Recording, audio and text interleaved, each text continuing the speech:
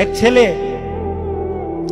তার বাবার কাছে সাইকেল চায়, তার বাবার কাছে সাইকেল চায়, বাবা আমাকে একটা সাইকেল দাও। বাবা ছিল স্কুল মাস্টার। তো বাবা স্কুল মাস্টার, তার বেতন কি, সে কিভাবে সাইকেল কিনে দিবে? কিনে দেয় না। ছেলেও নাসুর বান্দা, সাইকেল চাই কিনে দেয় না, সাইকেল চাই কিনে দেয় না। একবার ছেলে বাবাকে বলল, বাবা আমাকে সাইকেলটা কিনে দাও না। বাবা রাগ করলেন, রাগ কিয়ে বললেন, আরেকবার সাইকেল চাইবি তাহলে পিটামো, তুই আমাকে বিরক্ত করতেছিস।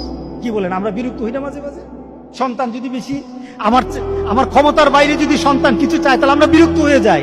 আরেকবার চাইবি তাহলে পিটা দেবো, তাহলে মাইর দেবো তোকে, তুই আমাকে বিরক্ত করতেছিস।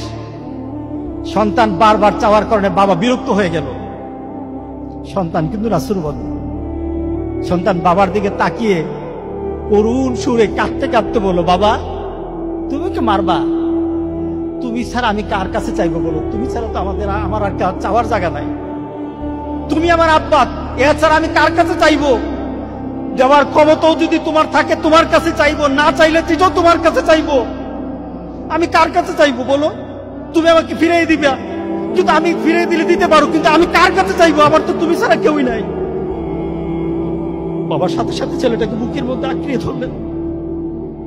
বাবা তুই আমাকে এমন একটা কথা শুনালি, যা তোকে আগামীকাল সাইকেল কিনে দেবো। সুবহানাল্লাহ, সুবহানাল্লাহ। তার মানে কি, ছেলে তার বাবার হৃদয়ে টাচ করেছে।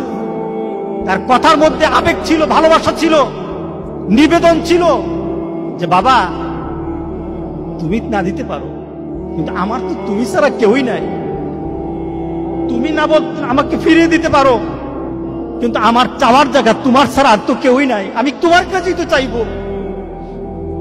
আমরা যদি মাবুদের দরবারে, আল্লাহর দরবারে এভাবে চাইতে পারতাম, যেই মাবুদ দিতেই পারে, দিতেই পারে, দিতেই পারে, একমাত্র যিনি দিতেই পারে, তার কাছে ওই আবেগ দিয়ে যদি চাইতে পারতাম, কোনদিন কোন জিনিস আমাদেরকে ফিরিয়ে দিতেন না, কোনদিন ফিরিয়ে দিতেন না। আমরা চাইতেই পারি না, আমরা ওইভাবে আল্লাহর দরবারে চাচ্ছি না। আমরা যদি চাইতে পারতাম তাহলে পৃথিবীতে আমাদের এই যে বিপদ থাকতো না।